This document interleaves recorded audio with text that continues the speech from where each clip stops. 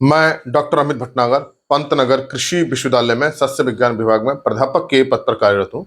इस चैनल के माध्यम से मेरा प्रयास है किसानों तक सही जानकारी पहुंचे, जो कृषि की सही जानकारी पहुंचे, ताकि वो उसका लाभ अपनी खेती में ले सके। और कुछ ऐसे जो भ्रम हैं जो किसान भाइयों के मन में रहते हैं, वो भ्रम भी दूर हो, ताकि खेती में सही चीजें प्रयोग हो सही ढंग से। आज जो मैं बात करना चाहता हूँ वो है एसएसपी, जो फर्टिलाइजर उर्वरक होता है, सिंगल सुपर फास्फेट। तो वो हम ये देखते हैं कि जब हम उर्वरक खेत में डालते हैं बुआई के समय, तो कुछ समय तक ये हमें दाने ऐसे ही नजर आते हैं। तो क्या ये उर्वरक पानी में घुलता है या नहीं घुलता है, आज मैं इसी बात पे चर्चा करूंगा। तो देखिए, जो एसएसपी सिंगल सुपर फास्फेट उर्वरक है, बहुत अच्छा उर्वरक है जो हम बुआई के समय देते हैं। और इससे हमें 3 तत्व मिलते हैं एसएसपी से। फास्फोरस, सिंगल सुपर फास्फेट इसका नाम है। और फास्फोरस मिलता है, सल्फर मिलता है और कैल्शियम मिलता है। ये तीनों ही इसेंशियल न्यूट्रिएंट हैं। देखिए, कोई भी तत्व हमें तब मिलेगा जब वो पानी में घुलनशील होगा। तो अब एसएसपी डालने के बाद, सिंचाई करने के बाद, हमें देखते हैं कि इसके दाने पूरी तरह से घुल नहीं रहे। तो क्या इसका मतलब ये उर्वरक घुलनशील नहीं है? ऐसा नहीं है। एसएसपी का जो फास्फोरस जिस रूप में है वो घुलनशील है।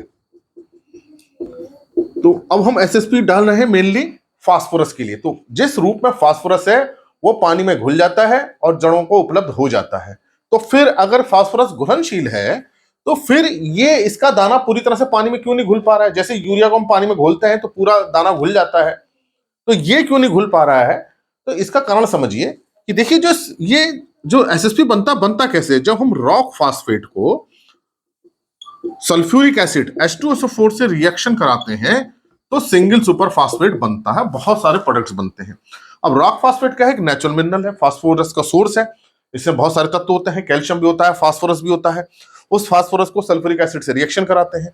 तो जो ये सिंगल सुपर फास्फेट होता है, इसमें बहुत सारे प्रोडक्ट बनते हैं। एक प्रोडक्ट नहीं है केवल ये, इसमें एक मॉलिक्यूल, एक तरह के मॉलिक्यूल नहीं है, बहुत सारी चीजें बनती हैं।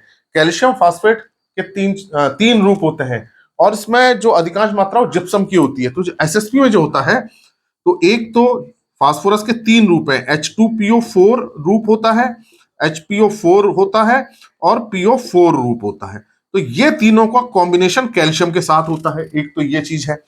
दूसरा, इसमें जिप्सम भी होता है जो CSO4 के रूप में होता है। तो अब ये जो अधिकांश मात्रा जो एसएसपी में होती है, कैल्शियम सल्फेट के रूप में होती है। इसी कारण से ये जो देखिए, कैल्शियम यहां पे भी है, सल्फर है, इस कारण से यहां सल्फर और कैल्शियम रहता है। यही रीजन है कि एसएसपी में कैल्शियम भी है, सल्फर भी और फास्फोरस भी है। अब ये जो फास्फोरस का जो रूप है, वो 3 रूप है फास्फोरस के, और वो तीनों का कॉम्बिनेशन कैल्शियम के साथ होता है। अब ये जो कैल्शियम के साथ ये जो कॉम्बिनेशन बनता है, CaH2PO4 होल ट्वाइस, ये इसका केमिकल फार्मूला है। तो याला जो रूप होता है ये घुलनशील है, ये पानी में जल्दी घुलता है। जबकि ये तो जो याले जो रूप है, याला जो रूप है वो कम घुलनशील है। ये कम घुलनशील है और ये बहुत धीरे धीरे घुलता है, याला कैल्शियम फास्फेट। और ये भी कैल्शियम, ये जो जिप्सम है ये भी धीरे धीरे घुलता है, बहुत जल्दी नहीं घुलता है। जो बहुत जल्दी से घुलता है वो है कैल्शियम याला फास्फेट H2PO4। तो अब हमने एसएसपी फर्टिलाइजर डाला, मिट्टी में डाला, उसमें नमी है, तो ये जल्दी से पानी में घुल जाएगा। जब ये पानी में घुल जाएगा तो कैल्शियम अलग हो जाएगा और H2PO4 पानी में अलग हो जाएगा, और इसको क्या ले लेंगी? जड़ें ले लेंगी। जबकि याला जो फॉर्म है कैल्शियम का, याला HPO4, और याला फॉर्म जो जिस फास्फोरस जिस फॉर्म में है, और जिप्सम, ये समय लेता है, धीरे धीरे धीरे धीरे धीरे घुलता है। तो हम देखते हैं कि फर्टिलाइजर डालने के 10 दिन बाद ये तो घुला ही नहीं है। जबकि वास्तविकता ये है कि ये जो फास्फोरस है जल्दी से घुल गया है, ये धीरे धीरे घुल रहा है।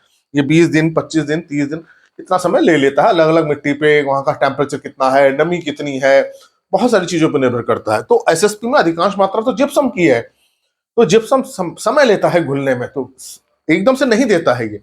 यही कारण होता है कि एसएसपी डालने के बाद भी उसके दाने हमें नजर आते हैं मिट्टी में, सिंचाई के बाद, बारिश के बाद नजर आते हैं, क्योंकि वो अभी जिप्सम पूरा नहीं घुला है, याला फास्फोरस पूरा नहीं घुला और याला फास्फोरस नहीं घुला है।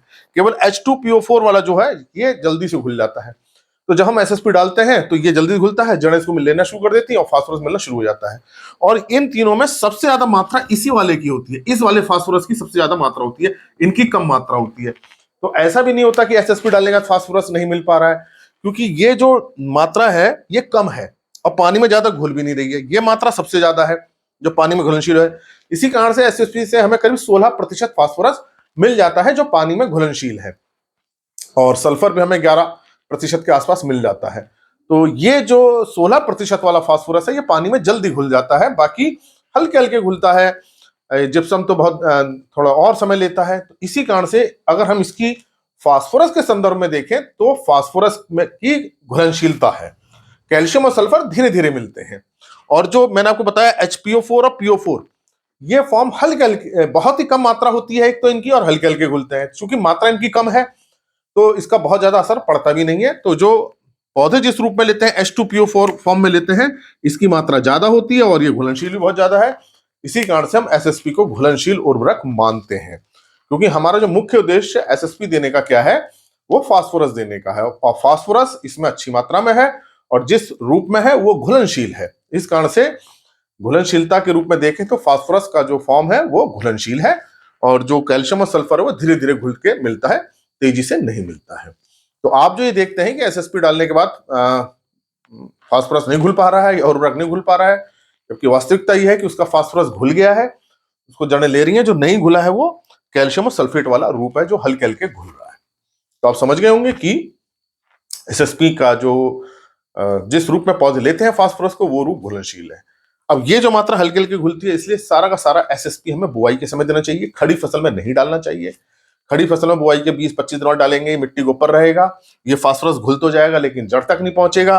फिर ये वाला जो रूप है कैल्शियम का, सल्फर का वाला रूप है, बहुत समय लेगा घुलने में, तब तक पौधे की जो स्टेज है रिक्वायरमेंट की वो निकल जाएगी। इसलिए अच्छी नमी होनी चाहिए मिट्टी में, नीचे आप बीज के साथ दें, बगल में दें, बुआई के समय दें, ताकि पूरा फास्फोरस मिल जाए, और जब तक फसल की बढ़वार हो उसका कैल्शियम भी घुलने लगे और सल्फर भी घुलने लगे, ताकि पौधे को मिले और हमारी फसल अच्छी हो। तो आपको समझ में आ गया होगा कि SSP जो उर्वरक है उसका फास्फोरस घुलनशील है, इसलिए हमें इसका प्रयोग करना चाहिए। और बहुत अच्छी बात यह है कि इससे हमें 3 तत्व मिलते हैं, जिससे हमारी मिट्टी अच्छी बनी रहती है। आशा है मेरी बात आपकी समझ में आई होगी कि SSP फर्टिलाइजर का फास्फोरस घुलनशील है। इसी प्रकार के लेक्चर्स को देखने के लिए कृषि किसान प्लेलिस्ट देखिए, और भी बहुत सारी प्लेलिस्ट हैं जो एग्रीकल्चर के कोर्स से रिलेटेड है, आप उनको भी देख सकते हैं। और अगर चैनल सब्सक्राइब नहीं किया है तो सब्सक्राइब कीजिए। धन्यवाद।